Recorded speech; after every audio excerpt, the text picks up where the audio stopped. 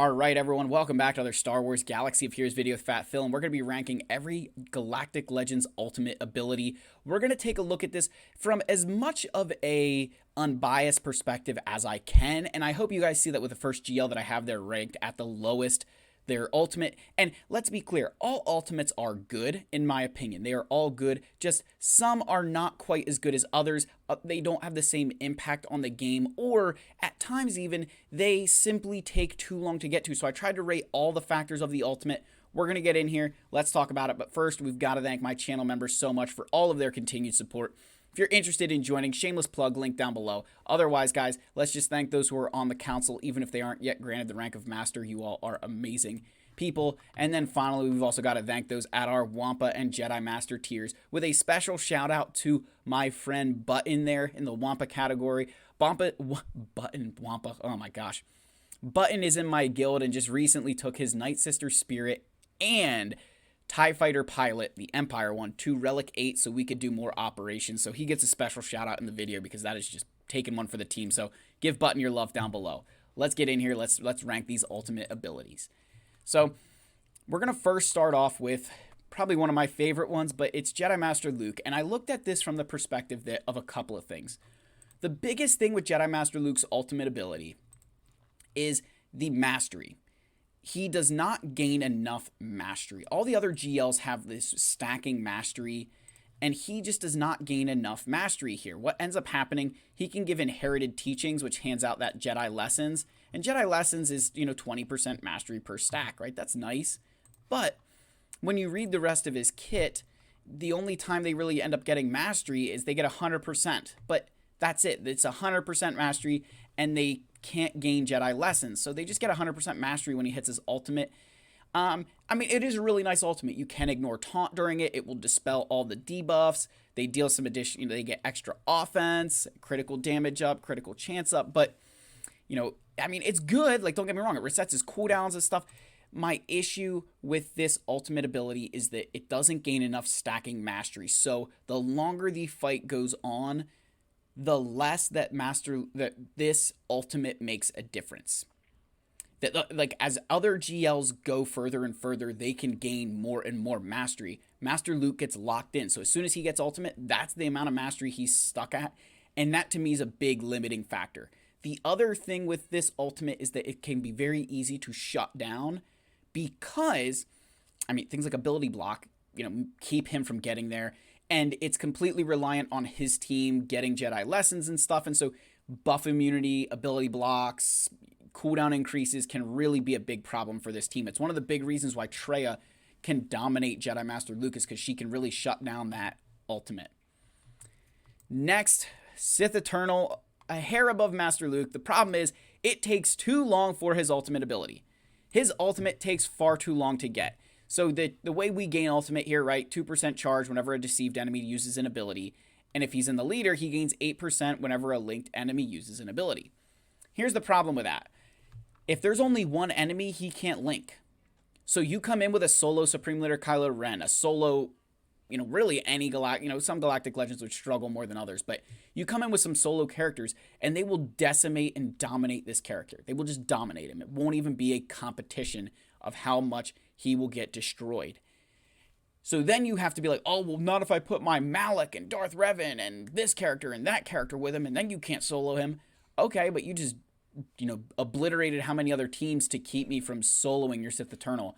I'm just going to use my Kylo Ren on him and, kill 3 teams in one. Like, I really have a hard time saying that this ultimate is as good as it is when it's completely reliant on the enemy taking turns. So one of the big things here you got to remember is that he can't ignore taunt. He's a slave to taunt. So the first person he links on your team has to be a tank.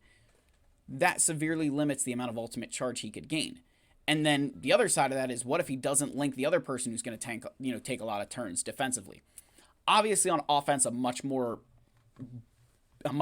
powerful ultimate ability in my opinion, but I think it takes too long. And the other side of this is that when he does even activate his ultimate, when he finally activates it, he still has to wait a whole nother turn until he can use his unlimited power ability. So when he gets in there, boom, he can use unlimited power, but he's got to wait another turn. So I've had Sith Eternals who hit ultimate, and then I kill them before they get a chance to use unlimited power.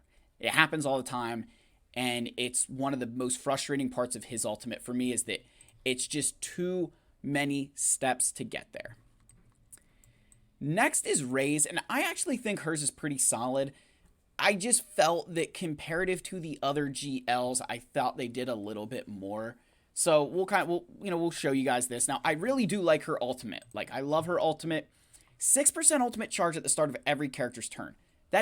It's so simple, right? She's going to gain 6% ultimate charge anytime someone takes a turn, which is super, super valuable because you think of the Star Killer team, how they're just constantly taking turns, they're gaining all that turn meter. Well, she's gaining ultimate charge along that way. So you can't keep Rey from getting ultimate charge. It's impossible to keep her from getting ultimate charge. And then when she does, she enters that defensive stance where all light side allies, the damage they receive is reduced to 1. I'll tell you why that's so crucial is they can still damage you. They're still going to do the same amount of damage. They're still going to have the same speed, and Rey actually has less speed. And they're immune to all detrimental effects. They can't be defeated. So it's really, really frustrating. Now, when they say they can't be defeated, that's a bit misleading because you can use Force Leap and stuff like that when she's here. I've even used Sith Eternals like Force Lightning, and that will kill people here. I'm pretty sure on that. Someone maybe don't quote me on it, but I'm pretty sure that still works. Rey is immune to all and can't be defeated. Yeah, but everybody else can be defeated. That's right. Then she deals true damage, ignoring defense, but can't critically hit to the enemy team split among them all, right? Here's the one thing I have there. In 5v5, this ability is not nearly as good as 3v3. What makes Rey such a great galactic legend in 3v3 is that her ultimate, it deals that damage equally among the enemy team. So let's just say she's dealing 500,000 damage for the sake of a number here, 500,000. So across 5 characters, that is 100,000 damage. Right? That's it. She's dealing 100,000 damage. No more. You know what I mean? Like she's not dealing, it's just, hey, or let's call it 300,000. That's easier for me to do in my head. That's 60,000 damage per character, right? 300,000 damage across 5 characters is 60,000 damage. Well, in 3v3, that's now up to 100,000 per character because there's only 3 characters. It's still the same amount of damage. There's just not as many people who have to, eat it up. So that's where I give this ultimate a really, really good rating. It's what boosted it up a little bit for me. And that she's in it, they can still hit you, but they can't be damaged and stuff. I think it really is a very solid ultimate. The downside to it, in my opinion, is that if you have your whole team alive, you can eat a couple of these ults, right? You really can. You can eat a couple of them if your whole team is alive. Next is Jabba, and this is going to be controversial because a lot of people love Jabba's ultimate, but I'm going to tell you that you got to look at it from the defensive perspective, that there's a lot of RNG on who he eats with his ranker ability, right? So there will be no bargain. So Jabba instantly defeats target enemy, excluding raid bosses and galactic legends. Now they can't be revived. Then Bounty Hunter, Hutt Cartel, Smuggler allies gain 100% health and protection, and Hutt Cartel allies gain 50% turn meter. All right, that's pretty good. But there's no dispelling debuffs. So if you have any kind of healing immunity, dispellable or undispellable, Jabba's not taking that away. So that stops the health and protection recovery right there. Gaining 50% turn meter, well, it's not removing any debuffs. So if there was days on the field, or you have damage over time from Lord Vader, Hux is present, anything like that, that turn meter gain isn't happening. The other side of it, though, is that who he targets. His AI is not very smart. It will target a galactic legend, and you're like, oh, well, it'll armor shred them and, stun the other enemies for one turn. Like, that is my best case scenario. I always hope Jabba eats my galactic legend. That is, awesome when that happens. And you think when you're using your Rey or you're using Kylo, especially Kylo, Jabba can use this and target Kylo when he's in his ultimate form, and it just does nothing. You know what I mean? It doesn't even, does nothing to him. So it's a great ultimate, but you got to put it in its place, that there's a little bit too much RNG on the ranker food. It's not one of these things where, yeah, you know what, it's really, really good. In my opinion, I think that it's a very solid ability, but there's some RNG that keeps it from being the best, in my opinion. There's some RNG factors there that just kind of keep it from being tippy top, because if they eat your Galactic Legend, okay, he inflicted armor shred, but I still have the rest of my team. I still have my Commander Tano and Ahsoka and everybody else. So, yeah, I really think that kind of keeps me from putting it higher. All right, next is Lord Vader's, and this is one that kind of sneaks up on you. So, Lord Vader, obviously, like, I'm not going to get into all the ways he gains ultimate charge, right? Like, this one, what you really want to understand here, you do need Maul if you really want to gain ultimate charge. The big thing is the longer the fight goes on, the easier it is for him to get ultimate charge. That's the big thing. That's the key ticket. The longer the fight goes on, he gains a lot more ultimate charge. And he gets 75% mastery every single time he uses this. So the more that he uses his ultimate, the more mastery he's gained. He dispels debuffs on himself, takes a bonus turn, reduces his cooldowns, and gains Ashes of the Republic, which gives him additional abilities. But here's the keys. Enemies defeated while this is active can't be revived. That's super nice, right? So now you're an ultimate, you can't revive. And Lord Vader's immune to ability block, healing immunity, shock, but he can't gain ultimate charge, which is fine, right? Here's where I think this gets so crazy good, is that if he can get 2 or 3 ultimates, and it happens, you'll see it happen all the time, it just gets impossible to kill him because he just gets too much mastery. He starts hitting too hard. And it starts giving him additional abilities. So down here, Ashes of the Republic, he deals damage again on his basic. And if he's got more stacks of Underestimated, he'll deal damage 3 times, each time dealing more damage than the one before it. So, like, okay. This one here, deal true damage. I mean, I'll take that all day long. Down here, inflict ability block for 1 turn, which can't be dispelled or resisted, and increase the target's cooldown by 2. So, the reason that's 2 is because they're going to be ability blocked for turn 1. So the second one is like, hey, we're going to make sure that you cannot use any of your abilities. It's a very good ultimate. I really, really think that this all is underrated by a lot of players, because everybody's like, oh, Lord Vader, he's such a terrible GL. Like, when Lord Vader gets into ultimate, battles get pretty scary. You think your enemy, you can't be revived. So if your Mando survives to the point that Lord Vader gets an ultimate, and then Lord Vader gets in there and kills Mando, he's not coming back with Bounty Hunter's Resolve. And that's where I think a lot of players get tripped up, right? It trips up a lot of players there. I really love that ability. I think this ultimate does not get enough love for how good it is. And you put Maul in that team, it's not hard for him to get to, full ultimate charge. That, it takes him almost no time at all. And if you put Inquisitors with him, I mean, you're looking at even more. So, yeah. I think it's one that kind of, I said it very well there, it sneaks up on you. I don't think people understand just, all of a sudden it's like, crap, Lord Vader's at ultimate, and then bad things start happening. Next, we've got Supreme Leader Kylo Ren. While he does not have any benefit to his team, his ultimate is just about himself, right? Supreme Leader Kylo Ren dispels all debuffs on himself, enters an aggressive stance, deals physical damage to all enemies which can't be evaded. While in this stance, Kylo's immune to damage and detrimental effects. He can't be defeated. His siphon is doubled, and his abilities have no cooldowns. This ultimate is absolutely insane. So let's just think about this for a second. So he gets ultimate charge whenever he deals physical damage, and then 5% when it's a critical hit. So when he enters this stance, if he critically hits anyone, let's say there's 5 enemies, he critically hits all of them, there's 25% ultimate charge right there. That he's going to gain ultimate charge upon entering ultimate. And then his abilities have no cooldowns. So he can spam his AoE, right? Which increases his mastery, which is going to increase his damage, and it's going to be an AoE attack, so it's going to give him a lot of ultimate charge. I've done this many a times against opponents where if they've got 5 characters left and you swipe and swipe and swipe, you can enter ultimate again. Really, really good ultimate there. Again, keeping himself from taking any kind of damage is really good. Allowing you to even work on your ultimate again while you're in the ultimate form is one of the most... It makes it really good. I almost put it higher on the list. What kept it down for me is that it does not benefit his team. There's no benefit to any of the other First Order characters. There's no benefit to anybody in his team. It's just about himself. And that to me is, he's the only GL that has something like that where it's no benefit to his team. Like even Rey, she's going to keep her team alive. And even Sith Eternal, when you read through his, I don't know if I got down here, but, you know, he gains mastery equal to his current mastery and transforms. If he's the leader, all other dark side allies gain mastery equal to their current mastery until the end of battle. So he's still giving their, you know, he hits ultimate and he's got allies, boom, they're gaining mastery. So everybody else has something to help their team except Supreme Leader Kylo Ren.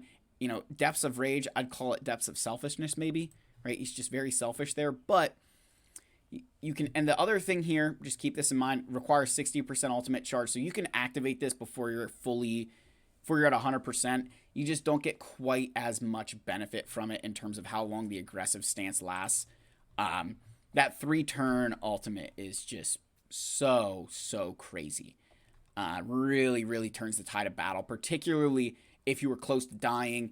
You get in there, shake off your healing immunity. Yeah, go nuts. Number 2 is Kenobi. Obviously, you guys know who that is for number 1. Kenobi's ultimate is just, it's the high ground, right? It is. I love this ultimate ability. Again, I'm not going to get into all the ways he gains ultimate charge. It's not really a big, you know, that's not as big of a deal. Where it starts to get crazy, if at the start of battle there was a light side unaligned force user ally that is also Galactic Republic, just if they said Commander Tano, like this would be so much easier. All Jedi allies ignore protection when targeting a Sith enemy. Hence why Lord Vader doesn't have protection. But Sith Eternal, bye-bye. Sith enemies can't counterattack for the rest of battle. That was actually meant to stop Sith Eternal using the Beskar armor from the armor. Dispel all debuffs on light side allies. All other light side allies gain a percentage of mastery equal to the amount of ultimate charge used, doubled at 100% ultimate charge until the end of the encounter. So you're going to get 200% mastery if he uses this at 100%, right? 200% mastery. And it's not hard for him to get 2 ultimates in a battle, right? It's not as hard as you think, particularly in some of those longer battles. He can gain 2 ultimates. If less than 100% ultimate was used, he gains high ground buff for 2 turns, which can't be copied, dispelled, or prevented. All Galactic Republic allies gain protection up for 3 turns, which can't be dispelled or prevented. If 100 was used, he gains high ground for 5 turns, can't be all that. Light side allies recover 60% health and protection. All Galactic Republic allies gain protection up for 50% for 3 turns, which can't be dispelled or prevented. So a lot more protection up, health and protection recovery. The high ground deals 35% more damage with out-of-turn attacks, 100% counter chance, minus 35 speed, and you can't gain ultimate charge. So now you're like, why is the minus 35% speed? Think that you can counterattack, and you're going to deal more damage with out-of-turn attacks. So Kenobi's dealing more damage when he's in high ground, right? It is just it's unbelievable, right? The high ground is just so crazily good. And then like what you have to understand there, right, is in his unique talks about while he has the high ground, light side allies take 20% less damage, ignore taunt, resist all debuffs, and Jedi Master Kenobi is called desist whenever a Galactic Republic ally uses an ability during their turn. So yeah, it's such a great ultimate ability. Really, really, really can change. Like one high ground to me, why it's so high on the list in my personal opinion, is that a single high ground can completely derail your opponent's attempt to beat you, right? That's where I put the high ground above some of these other ones, is that like Supreme Leader Kylo Ren, if he hits an ultimate, it's normally not the worst thing in the world. You can survive. There's ways around it. The high ground is just, it's really hard when Kenobi hits ultimate. It can really turn the tide of some battles. Sometimes it's not as big of a deal, right? Sometimes you get through it, it's not a big deal. But a lot of times it will turn the tides of a lot of battles. That if he hits high ground before you've gotten a character dead, you're in for a world of hurt. Obviously, though, that leaves our number 1 choice being Leia Organa. Leia's ultimate is just crazy. It does take a while to get there, right? It can take a while to get there because it's completely dependent on the enemy. But this is one of the things they said. She's an offensive galactic legend. So offensively, you should be able to get this all the time. It can take a while to get there, right? I will say that. I'm not going to pretend it won't. Like, it can take a while to get there. The big thing, though, that you need to pay attention. So, is you're going to deal, so she hits this, and it's immediate, right? Immediately, deal true damage to all enemies equal to 30% of her max health. 90% against enemies who are ambushed. Remove 100% turn meter, inflict ambush on all enemies for 1 turn who don't already have it, and if all allies are rebels, fracture all enemies until the end of Leia's next turn or she's defeated, which, can't be copied, dispelled, or resisted, whatever. Then, all rebel allies recover 100% health and protection, gain tenacity up for 3 turns, which can't be dispelled or prevented, and other rebel allies gain 50 speed for 2 turns. If this ability defeats an enemy, revive all defeated rebel allies, and they recover full health and protection. All non-scoundrel rebel allies gain 30% mastery until the end of the encounter, and other rebel allies gain an additional 50 speed for 2 turns. Oh my gosh, need PhDs. Basically, why Leia's is at the top, in my opinion, is because if she gets this, I would say this is the one ultimate ability that I would say, when it happens, like Sith Eternals, as game-changing as that can be, he still needs to take another turn. She is immediately using this and immediately going to ruin your life. If you have anybody who's ambushed, talking about dealing 90% of her max health, right? And remember, I talked about max health is not this number. Max health is the combination of all of your datacrons, all of your uniques, all that stuff that goes into max health. So right now, the Drogoncron with 200% max health means that Leia alone is going to gain, call this, what? Another 360 health? I mean, what? So, yeah. It's broken, right? It is a broken ultimate. I mean, even without the Drogoncron, the fact that she's going to have that much max health, she can have a ton of max health, and it's going to be, 90% against enemies who are ambushed. So even at like 30% of that, 450,000 health at that point, I mean, talking about over 100,000 damage. 90% of that, I mean, you're deleting everybody. So it's just, I think for me, it's the fact that this ultimate is so important, and if it defeats anybody, the fact that it's going to revive her team, so you were doing all this work and then she gets ultimate and brings somebody back, like all that work for nothing. So that's why I think this ability is just so good, is that you could say, oh yeah, you can prevent it easily though, it can take a little bit. This to me really is an ultimate. Everybody else's is kind of something that like you have to do to win the fight, right? And it's like, they don't always feel like an ultimate because there's still all this work you have to do after it.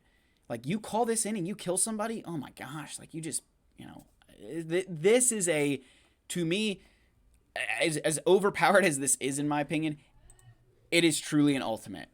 So, that's the end of the video, guys. That's my rankings right now. I don't even have Leia's ultimate, and I put it at the top. I've seen it work too many times.